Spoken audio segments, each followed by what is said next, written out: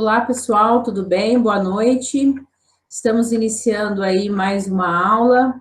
Hoje a gente vai falar a respeito dos 5 componentes que estão envolvidos aí na aprendizagem da leitura e da escrita. Esses 5 componentes, eles visam articular, né, trabalhar a alfabetização e letramento de forma integrada. E trazer alguns exemplos de práticas de sala de aula que envolvam aí a utilização desses 5 eixos, ok? Então, vamos lá. Essa nossa explanação, ela visa conversar um pouquinho a respeito de como a gente deve trabalhar a ideia da alfabetização e do letramento na sala de aula, pensando na integração desses dois conceitos, né? E a gente vai conseguir essa integração por meio do trabalho com 5 componentes que vão envolver o aprendizado da leitura e da escrita. Quais são esses 5 componentes? O primeiro componente é a compreensão e valorização da cultura escrita, que eu vou explicar para vocês cada um deles. O segundo componente é a apropriação do sistema de escrita. O terceiro é a leitura. E o quarto, a produção de textos escritos. E o último, o desenvolvimento da oralidade. Então, esses são os 5 componentes do aprendizado da leitura e da escrita. O primeiro componente, que é a compreensão e a valorização da cultura escrita, ele surge da própria imersão que a gente vive hoje em sociedade, que é a imersão numa sociedade grafocêntrica, ou seja, numa sociedade de cultura escrita. Então, a todo momento, em todos os espaços, de formas diferentes, com diferentes funções, a gente está fazendo uso da escrita, seja por meio de práticas de escrita ou até práticas de leitura. Então, isso é algo, esse uso social é algo imerso, né, algo que a gente a todo momento vivencia. Então, ter clareza quanto à diversidade de usos e funções da escrita acaba sendo muito importante para o aluno participar das práticas sociais. Então, isso que a gente já vem discutindo, né? A importância dos nossos alunos perceberem como que essas práticas sociais, como que eles podem fazer o uso de forma mais pertinente, né, o uso da leitura e da escrita fora da sala de aula, né, no seu cotidiano, no seu contexto social. Então, a gente também precisa pensar que para isso acontecer, a gente tem que oferecer a esses alunos um trabalho com vários tipos de textos que pertencem a diferentes gêneros e que também estejam em diferentes suportes ou portadores de texto. Hoje é muito comum a gente ter como suporte, como portador, o computador, o celular. Então, nós temos diferentes mídias em que acabam se configurando em portadores ou suportes de texto. Então, essas práticas vão acabar tendo aí uma repercussão muito positiva no processo de apropriação da escrita e também na própria formação desse leitor e escritor competente, que é algo que a gente tem como prioridade no nosso trabalho como professor alfabetizador. Para fechar esse primeiro item, a gente tem a sugestão de algumas atividades que podem ser feitas, né? A primeira atividade a gente, como eu já disse, né, disponibilizar para os alunos esses diferentes textos, esses diferentes gêneros, possibilitar que eles manuseiem esses textos e que eles observem esses textos. Então, a gente precisa ter na sala de aula ou na escola um momento em que eles possam manusear diferentes tipos de livro, manusear diferentes gêneros, observar a estrutura desses gêneros, fazer com que eles percebam os propósitos comunicativos de cada texto, ou a estrutura composicional de cada texto. Então, essa é uma ação importante para viabilização desse primeiro item, que é de compreensão e valorização da cultura escrita. Outra possibilidade também de trabalho é a exploração a exploração textual. Então, a gente pode também explorar no livro a capa do livro, o autor, o ilustrador, qual é o estilo de escrita do autor daquele livro, quem são os ilustradores, qual é o tipo de linguagem utilizada na escrita daquele livro, quem é o público que gosta de ler aquele tipo de determinado gênero. Então, tem várias possibilidades de exploração desses suportes ou desses gêneros textuais. Sempre que a gente for orientar a produção de texto, a gente sempre definir com os nossos alunos o que eles vão escrever, para quem eles vão escrever, como eles vão escrever, para que eles vão escrever. Ou seja, eles vão definir o gênero, quando eles definem o quê?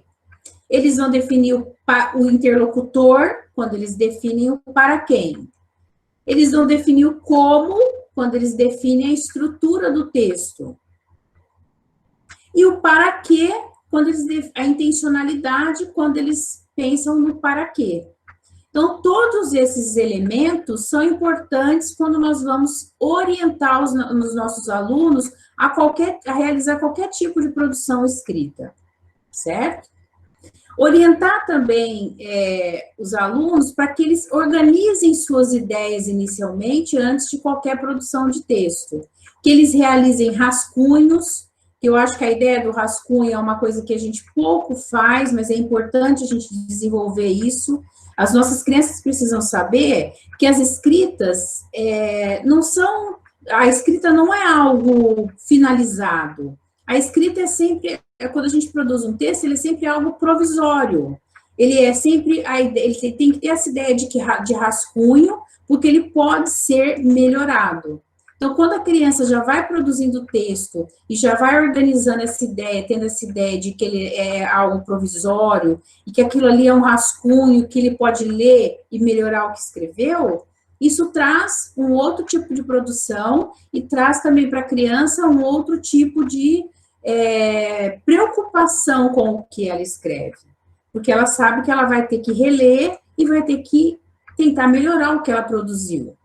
E é quando a criança relê o que escreveu que ela consegue, na verdade, organizar melhor suas ideias e fazer esse texto de forma mais coerente, tendo mais ali elementos do que ela desejava, de fato, escrever. Ok?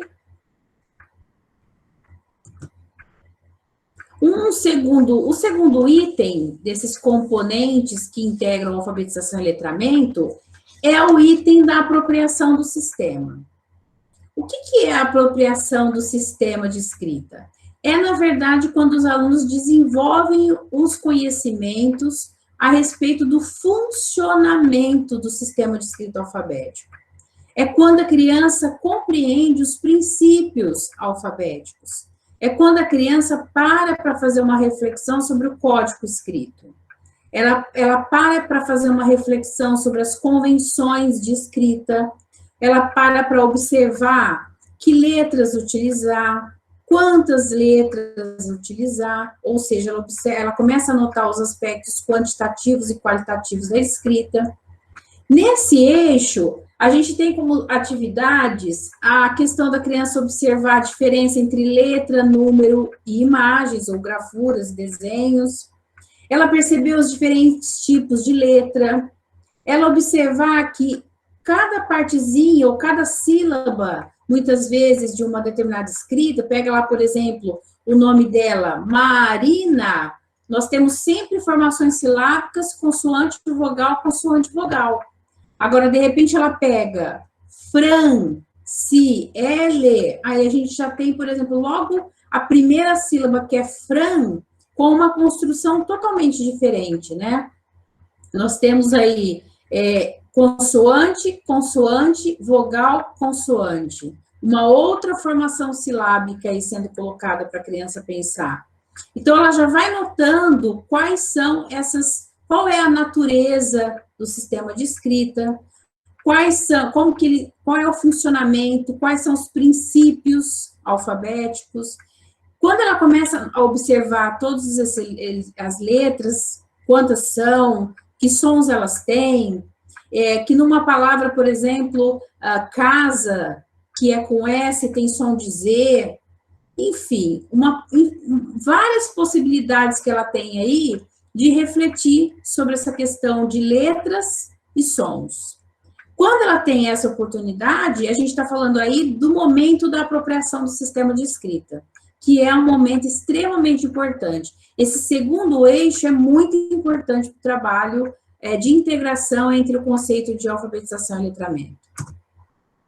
Outras possibilidades que eu pus aqui para vocês, escrita de palavras faltando letras ou faltando sílabas para ela conseguir detectar o que está faltando na escrita da palavra. Realização de atividades como cruzadinha, caça-palavras, forca.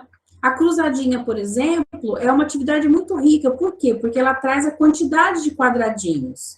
E ao trazer a quantidade de quadradinhos, a criança vai precisar efetivamente pensar em quantas letras. Ela vai ter que olhar o aspecto também quantitativo e olhar quais letras que ela vai utilizar naquela cruzadinha. E a variedade, e a gente pode variar essa cruzadinha, né, com N possibilidades de construção. Uma cruzadinha tendo banco de palavras, cruzadinha sem banco de palavras, para que o desafio em realizar a cruzadinha seja maior ou menor. A gente também pode organizar jogos, né? É muito importante a gente trabalhar com jogos na alfabetização, porque a gente trata esse momento como algo mais gostoso, prazeroso. Então, é muito importante também que a alfabetização não seja essa coisa chata e árida, né? É legal que a gente traga essa coisa lúdica dos jogos, que tem várias possibilidades de serem feitos. Os momentos que elas precisam, que elas façam leitura de vários tipos de textos, inclusive textos que nós trabalhamos, que são os jogos verbais, como trava-língua, parlendas, adivinhas, cantigas de roda, algumas trovas, algumas adivinhas. Por que são interessantes esses textos como parlendas, trava-línguas, cantigas de roda? Nós temos ali muitas repetições sonoras. Se a gente pegar tanto a parlenda quanto principalmente o trava-língua, tem muita repetição de sons. E essas repetições sonoras possibilitam um trabalho interessante de pensar essa relação grafema-fonema. Certo? Então, esses gêneros que são muito comuns na educação infantil, eles são usados na educação infantil e são trazidos para a sala de alfabetização também para a gente conseguir fazer esse trabalho de reflexão sobre a escrita. Organização de leitura. Então, a leitura, como eu falei a vocês, é algo que a gente tem que fazer diariamente. Todos os dias fazer a leitura de algum gênero textual para as nossas crianças. É interessante a gente também trabalhar os textos que as crianças conhecem de memória. Eu não estou dizendo para as crianças memorizarem texto, não é isso. Estou dizendo para a gente usar o texto que elas já conhecem de memória. Por exemplo, eu falo para elas assim, vocês conhecem a cantiga de roda Tirei o Pau no Gato? Aí a maioria fala, a gente conhece. Então, quando elas já sabem cantarolar a cantiga Tirei o Pau no Gato, por que é interessante? Porque elas têm condições de escrever a cantiga Tirei o Pau no Gato, cada uma dentro do seu ritmo. Porque elas já sabem o que elas vão escrever. Tirei o pau. Então, elas já sabem a sequência de palavras que elas precisam escrever. E com Tirei o Pau no Gato, eu posso aumentar o desafio de alfabetização ou diminuir. Ao invés de pedir para eles escreverem, por exemplo, com o próprio punho, né, eu posso fazer um texto lacunado, tirando algumas palavras, eu posso fazer um texto fatiado, pedindo para pôr na ordem o texto.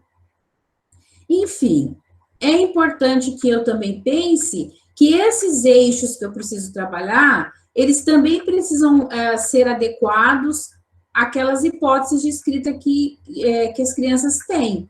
Então, além de pensar nos eixos, eu também preciso pensar que esse tipo de trabalho precisa ser articulado com os conhecimentos de escrita que os meus alunos têm. Senão não vai fazer sentido eu me preocupar em que esses 5 eixos se efetivem na sala de alfabetização, mas de forma desarticulada dos conhecimentos de escrita que as minhas crianças apresentam. terceiro componente é o componente da leitura.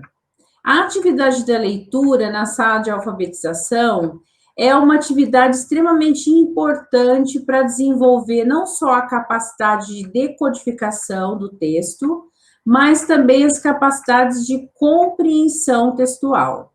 Então, quando a gente fala do trabalho da leitura, a gente não pode se esquecer do momento em que a criança precisa pensar a respeito do sistema de escrita para ela conseguir decodificar os textos, porque a decodificação é um procedimento importante para a criança conseguir desenvolver a habilidade leitora, mas além desse mecanismo de decodificação, ela também precisa desenvolver outros procedimentos de compreensão textual.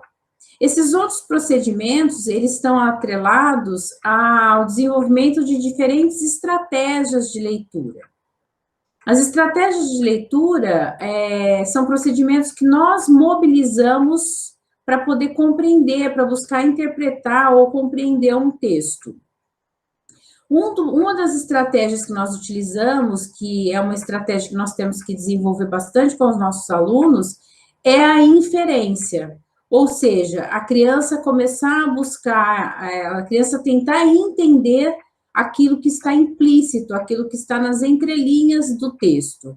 Então, além da inferência, nós temos várias outras estratégias importantes para a gente poder desenvolver, para que a criança consiga trabalhar uma leitura pautada na compreensão.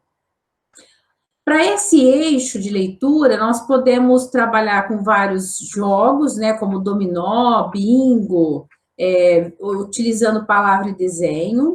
Nós podemos trabalhar com leitura individual, silenciosa, leitura coletiva. Podemos trabalhar com leitura em voz alta de diferentes gêneros textuais, e isso a gente tem como colocar dentro da rotina do nosso trabalho, né, não tendo ali uma regularidade, de preferência diária, né, dentro do trabalho de alfabetização. Nesse eixo ainda, é importante que a gente explore as características gerais do gênero que está sendo lido. Então, é importante a gente comentar do que se trata aquele texto, como ele está organizado, quais foram os recursos linguísticos utilizados naquele texto.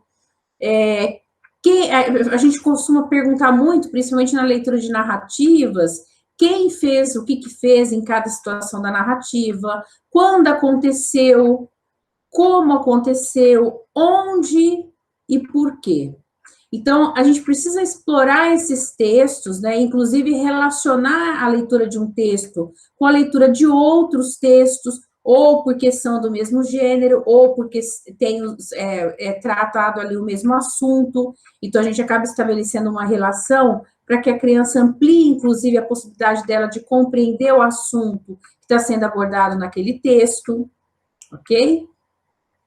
É importante também que a gente tenha com as crianças na rotina as rodas de leitura, né? Em que elas possam participar dessa roda, elas possam levar para casa um livro e trazer depois para contar para os colegas a leitura que fez, e se gostou do livro, se não gostou, se indica aquela leitura para algo que um outro colega faça. Então, a gente tem que criar procedimentos em sala de aula em que a leitura tenha significado e que a criança comece a adquirir prazer em ler, né? Prazer saiba escolher de acordo com aquilo que gosta, né? Eu gosto mais do gênero crônica, eu gosto mais de ler conto, enfim. Elas começam a criar aí uma familiaridade com os livros e com os textos, podendo, inclusive, depois dizer, eu prefiro tal autor, eu gosto do autor do gênero X, do gênero Y. Elas começam a criar aí uma identificação com os livros que estão sendo propostos para leitura. O procedimento leitor, ele é algo que demanda muita intencionalidade, muita sistematização. Então, é importante que a todo momento eu esteja oferecendo situações em que a leitura tenha o seu momento ali na sala de aula e fora também, né? Combinando com eles algumas possibilidades deles levarem livros para casa, para que ou um adulto leia, quando eles ainda não estão alfabetizados, ou quando já estão alfabetizados, que eles possam ler em casa e depois compartilhar com os colegas em sala de aula. Um quarto eixo importante, dentre esses 5 componentes do aprendizado da leitura e da escrita, é o eixo da produção escrita. Então, a escrita na escola, ela não tem que ter aquele caráter escolarizado. A escrita na escola, ela tem que estar bem próximo das práticas sociais em que ela faz uso de escrita fora da escola. Então, a escrita que a gente tem que oferecer para as crianças trabalharem dentro da escola é a mesma que ela vai vivenciar fora dela, em espaços extraescolares. Então, esse trabalho de produção escrita tem que ser muito pautado na criação de um contexto de produção de texto adequado. Então, é importante a gente trabalhar com os alunos alguns elementos antes deles começarem uma produção de texto.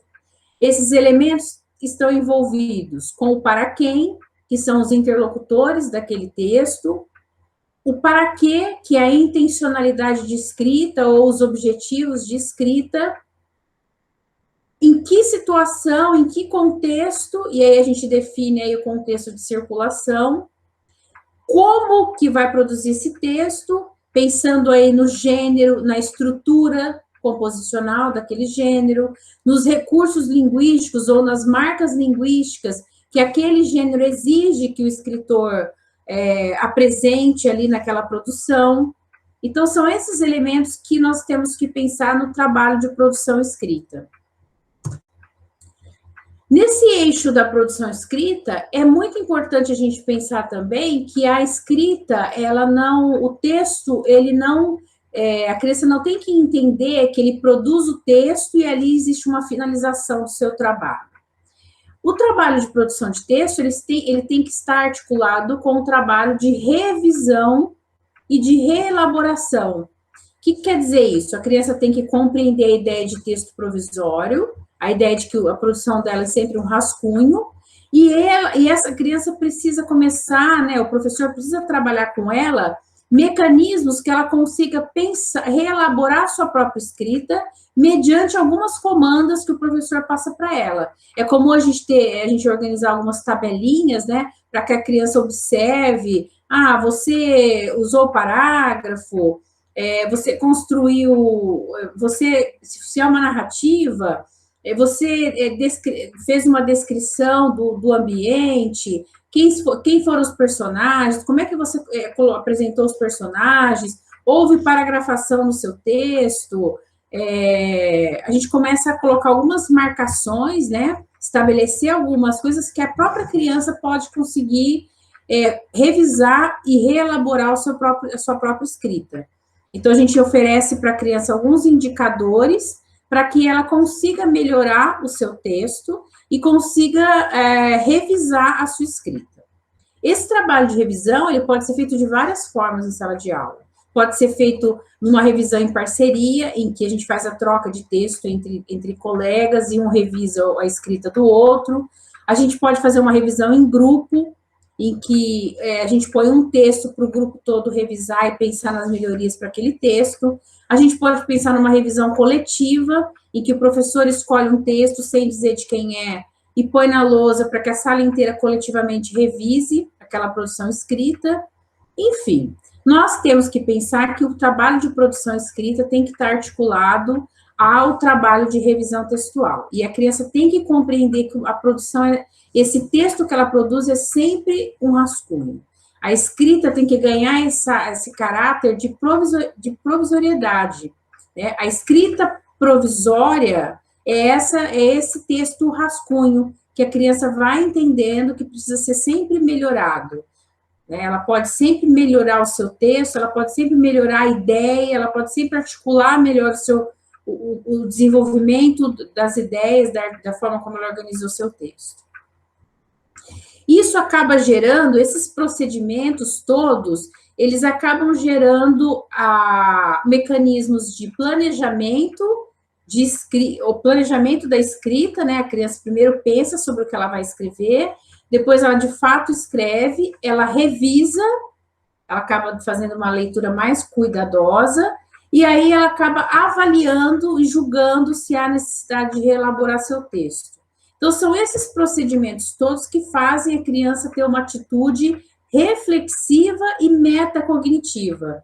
Quando eu falo em atitude metacognitiva no trabalho de produção, é porque exatamente a criança ela tem clareza desse percurso de habilidades de escrita que ela está desenvolvendo e trabalhando na sua produção, certo? Então, é muito importante que a gente trabalhe a produção de escrita das nossas crianças mediante a atitude reflexiva e metacognitiva. Ela precisa ter clareza do percurso de elaboração de um texto. Quais são as atividades que vocês podem promover para esse eixo? Primeiramente, a gente fala que, inicialmente, a produção tem que começar pela escrita do próprio nome. Então, lá na educação infantil, a gente já faz a escrita do nome próprio, porque é um texto curto, é algo que ela tem condição de fazer um trabalho de reflexão sobre a escrita desse texto, e isso é algo que identifica, né, que diferencia aquela criança de outras crianças. Então, o primeiro trabalho que a gente já inicia é com o nome próprio. Depois a gente pode trabalhar com várias outras possibilidades de escrita, né? Escritas individuais, escritas coletivas, escrita de textos que as crianças já conheçam de memória, escrita de calendário, de condições do tempo, registros na agenda, na própria agenda escolar, organização de um correio na escola, escrita de bilhetes. É muito interessante que a gente aproveite as situações do próprio cotidiano da escola para transformar em momento de produção escrita. E no cotidiano da escola, a gente tem várias situações em que a escrita tem o uso real da escrita. Um bilhete para a família, uma reunião de pais que você pode produzir o bilhete da reunião de pais com as crianças, um material que você precisa solicitar para o almoxarifado da escola, que você pode fazer isso por escrito com as crianças, um convite de uma festa junina, que você pode produzir com as crianças, enfim. É muito importante que a gente tenha momentos em que a escrita participe aí de situações reais, do próprio cotidiano da escola ou até do cotidiano da família, né? Então, são momentos reais em que a escrita ganha sentido, né? Organização do mural, em que as crianças podem escolher vários tipos de texto para poder fixar nesse mural da escola. Organização do jornal da escola, que eu acho que isso é super interessante, porque ali eles têm condições de elaborar entrevistas, eles têm condições de construir notícias, reportagens, eles podem, no jornalzinho da escola, divulgar textos literários, né? Eles também precisam ter acesso à criação e reescrita de textos literários, porque é muito importante repertoriar o aluno também do literário, que é um texto que tem uma função muito clara de entreter, de emocionar, de envolver, e as crianças gostam muito, né, dos textos literários do universo infantil, são muito interessantes para as crianças trabalharem uma série de habilidades. E, por último, o último eixo, que é o desenvolvimento da oralidade. Essa questão da oralidade, às vezes o professor acha que por a criança ser falante da língua portuguesa, ela não precisa trabalhar a questão da oralidade. E esse é um grande equívoco, porque é super importante que a gente crie também momentos de comunicação oral. Crie momentos em que os alunos possam vivenciar essas situações de oralidade, possam ampliar seu vocabulário, possam pensar naquele contexto, como que ela deve se portar, como que ela deve falar, que ela, além de saber falar, ela também precisa saber ouvir. Então, é importante que isso seja exercitado. E tem vários tipos de atividades dentro da escola mesmo, que o desenvolvimento da oralidade pode ganhar muito sentido e significado para as crianças, né? É legal também que a gente aproveite gêneros textuais que são gêneros que são mais voltados para a questão da oralidade. E dentro desse eixo, a gente pode pensar em várias coisas, né? A gente pode pensar, por exemplo, na apresentação de um jornal, de um telejornal, eles simularem a apresentação, para eles perceberem, né, como é que qual é a linguagem que se usa para esse telejornal, como que tem que se vestir, como que tem que tipo de linguagem que eles devem organizar para poder transmitir aquela informação.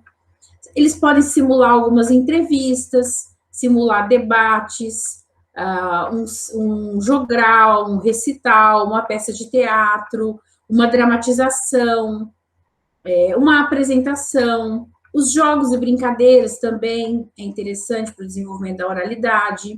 O trabalho com os cantos, por exemplo, temáticos na sala de educação infantil. Por que eu falo dos cantos? Na educação infantil, a gente costuma organizar aqueles cantos temáticos, né? Então, tem lá o cantinho do médico, né? Que a criança brinca ali de médico e paciente. O outro canto é mamãe e filhinha, né? Que tem lá a cozinha, mesa, tem às vezes um sofazinho. Então, tem os cantos de representação social dessas coisas que eu falei, né? Como exemplo. E por que é importante esse trabalho com cantos? Se a criança, por exemplo, está trabalhando no canto do médico e paciente, ela vai ter ali o interlocutor, se ela for o médico, por exemplo, uma linguagem que está muito além da linguagem dela enquanto criança. Se ela for paciente, ela vai ter que se portar e ter uma linguagem adequada à figura, à representação do paciente, certo? O que é interessante? É interessante que ela participe da representação de todos os dois papéis. Do médico, para ela trabalhar essa oralidade que é um pouco mais elaborada, porque a gente tem uma linguagem mais elaborada, porque ela está interpretando um personagem que acredita ser aí de uma linguagem bastante, para criança, inclusive, mais elaborada. E a gente também tem a figura do paciente envolvido nesse trabalho de representação social. Então, no momento dos cantos, as representações, né, os papéis que a criança assume, acaba dando oportunidade para ela pensar nas diferentes linguagens de acordo com esses papéis sociais que ela tem, que ela vai representando nesses cantos temáticos aí, que é comum a gente utilizar na educação infantil. É interessante também ela pensar na questão da fala, né? Poder gravar a fala, poder fazer um vídeo. Hoje a gente usa muito o recurso da tecnologia, ela gravar um vídeo, fazendo uma entrevista, ou ela fazer um áudio, né? Um podcast, ou ela observar e coletar diferentes formas de falar de diferentes regiões do país, até para ver essa questão da variedade linguística, que é algo interessante também para as crianças observarem. Diferentes regiões do Brasil também, que tem o seu sotaque, e os vocabulários, às vezes, bastante diferentes. Então, tudo isso é interessante para o trabalho do desenvolvimento da oralidade. E esse eixo é um eixo que não se esgota, né? Durante todo o processo em que a criança está tendo contato com leitura escrita, esse eixo ele tem que se fazer presente. Então, é isso, pessoal. Eu estou encerrando esse encontro de hoje. Espero que vocês tenham gostado. Se vocês tiverem alguma dúvida, podem me enviar. E eu agradeço aí a atenção de vocês. Até mais.